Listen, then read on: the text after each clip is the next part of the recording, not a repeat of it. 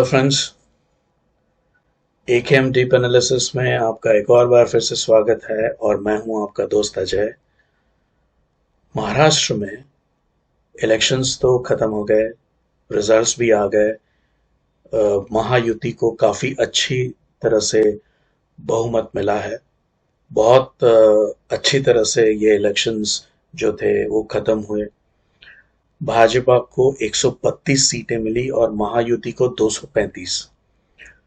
288 सीटों की विधानसभा का ये जो आंकलन है, ये बताता है कि काफी जबरदस्त इलेक्शन की जीत हुई है। एकेएम डीप एनालिसिस में हम लोग जो है वो कोशिश करते हैं कि ऐसी बातों को डिस्कस करें जो नॉर्मल डोमेन में नहीं है। एकेएम डीप एनालिसिस कोई न्यूज चैनल नहीं है, लेकिन न्यूज का एनालिसिस करते हैं, बिटवीन द लाइंस पढ़ते हैं और समझाते हैं, आपसे भी समझते हैं। कमेंट के जरिए आप भी हमें इसके बारे में बताते हैं। ये जो चुनाव था, इसमें काफी बड़ी विजय हुई है देवेंद्र फडणवीस की। फडणवीस जो है वो एक बहुत ही काबिल लीडर है। इसके बारे में एक वक्त ऐसे लगता था कि वो काफी जल्दबाजी में सारे फैसले करते हैं, क्योंकि 2 बार उन्होंने सरकार बनाई, दोनों बार गिर गई।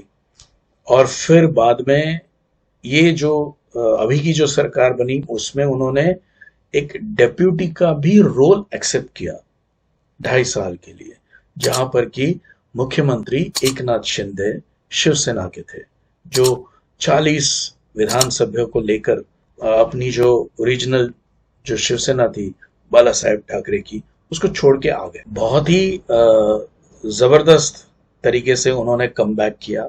महाराष्ट्र की विधानसभा में अब इनकी काफी अच्छी पैठ है और ये बहुत ही काबिल लीडर है और उम्मीद करनी चाहिए कि वो काफी अच्छा एक शासन हमको देंगे। लेकिन इसके पहले बहुत गड़बड़ हो गई। इलेक्शन आने के बाद नवंबर 23, 2024 को इलेक्शन के रिजल्ट आए। समझ में आ गया भाजपा की महायुति जो है वो जीत गई है।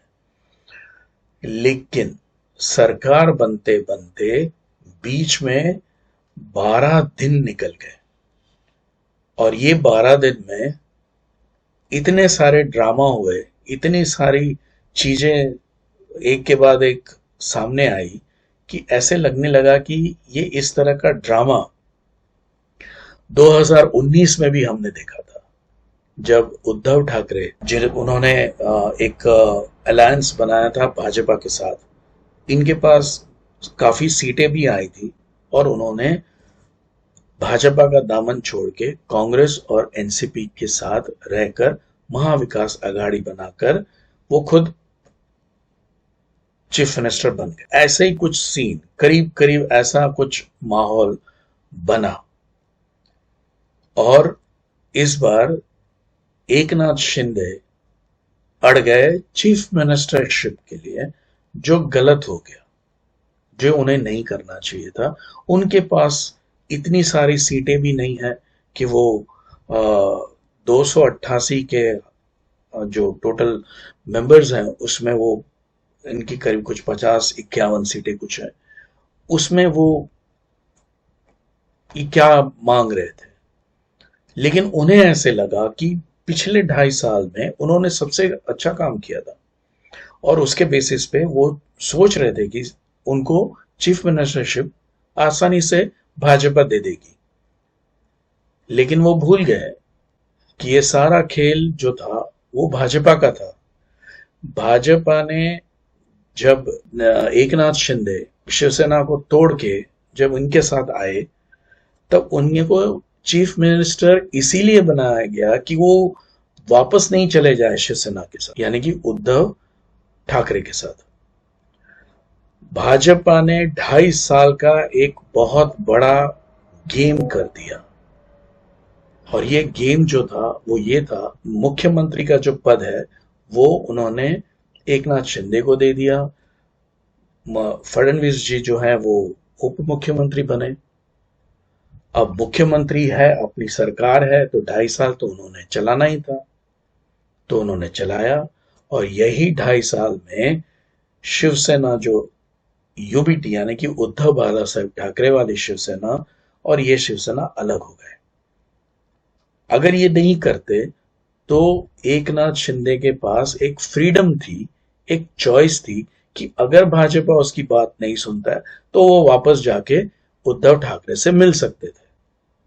लेकिन बीजेपी भाजपा ने ऐसा बंदोबस्त किया कि वो हिल ही नहीं पाए और 2.5 साल का समय उसमें निकल गया और उसमें जो डैमेज यूबीटी को होना था, शिवसेना यूबीटी को, वो हो गया।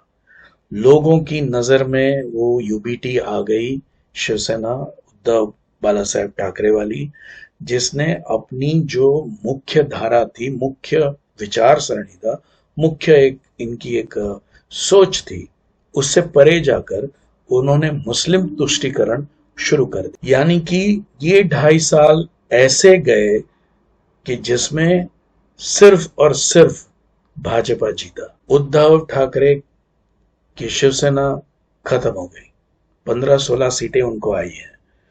और इस बाजू में इन एकनाथ शिंदे को अच्छी सीटें मिली, लेकिन भाजपा के सपोर्ट से, इनके साथ से, क्योंकि शिव सैनिक से ज्यादा इस बार मैदान में आरएसएस के जो प्रचारक जो है वो ज्यादा काम कर रहे थे। एकनाथ शिंदे ये सारी बातें भूल गए। उनको ये समझ में नहीं आया कि उन्हें प्यार से हट जाना है, क्योंकि उनको एक पहचान मिली है। मुंबई और थाने के अलावा एकनाथ शिंदे की कोई पहचान आज से 3 साल पहले पूरे महाराष्ट्र में कहीं पर भी नहीं थी। वो लोकल लीडर थे जिनको एक पूरे देश में इनको पहचान मिली भाजपा की वजह से। 2-3 बातें थी लेकिन वो नहीं समझे, और ना समझी में उन्होंने ये सोचा कि मुख्यमंत्री तो मैं ही बनूंगा। लेकिन इस बार भाजपा ने नक्की करके रखा था, सोच के रखा था कि इनको क्या जवाब देना है, और वो जवाब उनको मिला। उनको समझा दिया गया कि भाई अपने आप में रहो, खुशी से हमारे साथ रहो, जो भी कुछ मिल रहा है उसमें और ज्यादा अच्छा काम करने की कोशिश करो। बाकी ये नहीं सोचना कि ये मेरी वजह से ये जो महायुति है उसकी इतनी बड़ी विजय हुई। अब इसमें ये जो सब जो हुआ, इसमें एक बात ये भी है कि इस बार का जो भाजपा का इलेक्शन जीतने का जो पूरा एक प्लान था, उसमें योगी आदित्यनाथ के एक सेंटेंस ने, एक नारे ने बहुत बड़ा काम किया। बटेंगे तो कटेंगे, एक रहेंगे तो नेक रहेंगे। लोग जो है वो बांग्लादेश में हिंदुओं का जो हाल हो रहा है उससे काफी सचेत हो गए हैं। और दूसरी गलती जो हुई है वो यहाँ के जो लोकल मुसलमान है, उनके मुल्ला और उनके धर्म गुरुओं ने जो वोट जिहाद का जो इशारा किया मुस्लिम समाज को, जिसकी वजह से हिंदू समाज जाग गया और उनको सच में ऐसे लगने लगा कि ये जो चीजें जो बांग्लादेश में आज हो रही है वो हमारे देश में कल हो ही सकती है। अगर आज नहीं जागे और अगर आज हमने हमारे हक का, हमारा जो राइट है उसका यूज नहीं किया तो बड़ी मुसीबत में आ जाएंगे। और जिस तरह से महाविकास आघाड़ी मुसलमानों के साथ जो डील कर रही थी, 17 पॉइंट का कुछ एक एग्रीमेंट हुआ था कि हम यहाँ रिजर्वेशन देंगे, ये करेंगे, वो करेंगे, इतना रुपया वक्फ बोर्ड को देंगे, वक्फ कानून के खिलाफ लड़ेंगे, बहुत सारी ऐसी कुछ शर्तें थी जो मान ली गई थी महाविकास आघाड़ी द्वारा।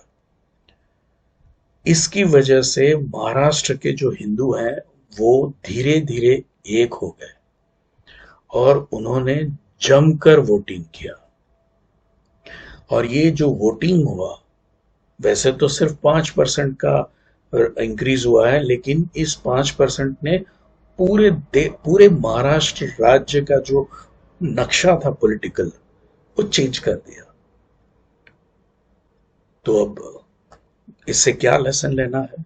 आरिफ मोहम्मद खान कांग्रेस के एक लीडर है, उन्होंने एक बार एक टीवी इंटरव्यू में कहा था कि यहाँ के जो मुसलमान हैं उनको ये समझना चाहिए कि वो सबसे सुरक्षित जगह पर है, क्योंकि उनके धर्म का या उनकी पूजा पद्धति का या उनके किसी भी रिचुअल का, रीति रिवाज का हिंदू कभी विरोध नहीं करते। हिंदू अपने आप में मस्त है, वो चाहता है कि आप भी अपने आप में मस्त रहो। जब जरूरत होगी तो एक दूसरे को साथ देंगे, वरना आप अपने घर में खुश रहो, हम अपने घर में खुश रहे। इस तरह का जो एक स्टेटमेंट जो था वो आरिफ मोहम्मद खान ने दिया था। लेकिन इसमें से कुछ सीखने की जगह पर यहाँ के जो मुसलमान हैं, भारत के मुसलमान हैं, उन्होंने वही पुराना घिसा पिटा राग आलापना शुरू कर दिया। गजवाए हिंद, ये वो, हम ऐसा करेंगे, हम वैसा करेंगे, हम वोट जिहाद करेंगे, हम लैंड जिहाद करेंगे, हम ये करेंगे। इसमें सिर्फ एक ही चीज हो गई, इसमें हिंदू जाग गया, क्योंकि हिंदू धीरे से जागता है। और जब जाग जाता है तो क्या होता है वो देख लो, जो महाराष्ट्र में हुआ। क्या चाहते हैं आप बताइए? मैं उन मुसलमानों से सवाल पूछना चाहता हूं कि क्या चाहते हैं आप? गजवाए हिंद करके क्या करोगे? भारत को इस्लामिक राष्ट्र बना के क्या करोगे? पाकिस्तान में क्या किया आपने? अफगानिस्तान का क्या हाल है? बांग्लादेश में क्या चल रहा है? ईरान में क्या चल रहा है? इराक कहां है? सीरिया क्या चल रहा है? पैलेस्टाइन किधर है? कहां शांति है? सब आप ही के शासन में है। इस्लाम के शासन में, इस्लाम के तौर तरीके से इस जहां जहां पर आपका राज चल रहा है, क्या वहां सुकून है? एक दूसरे को मारने के अलावा, खून की नदियां बहाने के अलावा आप और कुछ कर नहीं सकते। तो भारत में क्या करेंगे? ये मेरा सवाल है आपसे। इसकी जगह पे शांति से रहें लोग, शांति से एक दूसरे का साथ दें। आप अपने आप में मस्त रहो, आप अपने जो त्योहार है, रिलीजियस आपकी जो फ्रीडम है, उसको एंजॉय करो, और जो बाकी के लोग हैं उनको जीने दो। ये जो इलेक्शन हुआ है, इसके अंदर बहुत जबरदस्त एक लेसन छुपा हुआ है उन मुल्लों के लिए, उन धर्म गुरुओं के लिए जो हमेशा भड़काने का काम करते हैं। बहुत सारे इलाकों में मुस्लिम मतदाताओं ने भाजपा और महायुति को वोट दिया है। अब ये उन लोगों की गाल पर कसकर मारा हुआ तमाचा है जो हमेशा से इस्लाम और उसकी जो डिविजिव जो पॉलिसीज हैं, जो सोच है, उसको आगे बढ़ाते हैं। इस इलेक्शन के बाद भाजपा पूरा एक एजेंडा के तहत काम करेगा, जो वो गुजरात में कर रहा है, जो मध्य प्रदेश में कर रहा है, जो वो उत्तराखंड में कर रहा है। वहां पर अपना जड़ इतने मजबूती से डाल देगा कि वहां पर कोई सामने खड़ा ही नहीं हो पाए। अजीत पवार भाजपा से अलग नहीं हो सकते, क्योंकि उनको पता है कि जैसे ही अलग हुए ईडी सीबीआई सब आ जाएंगे। एकनाथ शिंदे, जो एक तरह से उनका उपयोग किया गया है शिवसेना को तोड़ने के लिए, वो शिवसेना इतनी बुरी तरह से टूटी है और आज इसका इतना बुरा हाल है कि मुझे नहीं लगता कि भविष्य में कम से कम नजदीकी भविष्य में शिवसेना खड़ी हो जाएगी। और जिस तरह से बाला साहेब ठाकरे की शिवसेना को तोड़ा है, एकनाथ शिंदे को यह याद रखना पड़ेगा कि उनकी कोई भी चालाकी, किसी भी तरह का कोई भी एक मिस एक्शन, मिस स्टेप, गलत कदम उनको तकलीफ में डाल सकता। वैसे भी उन्होंने जो किया है ये पिछले 10-11 दिनों में, उसके बाद भाजपा का जो लीडरशिप है उनकी वो नजर में तो आ गए हैं, क्योंकि 2.5 साल का एक बहुत बड़ा समय उनको दिया गया था एकनाथ शिंदे को अपनी गुडविल बनाने के लिए। 2.5 साल की गुडविल उन्होंने 10 दिन में इस्तेमाल कर ली।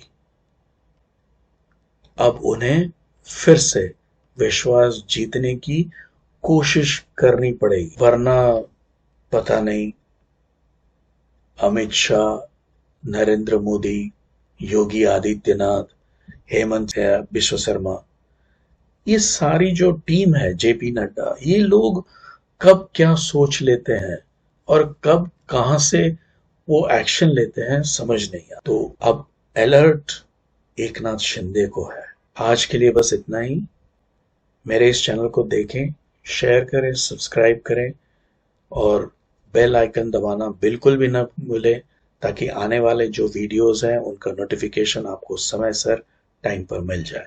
जय हिंद, वंदे मातरम, भारत माता की जय।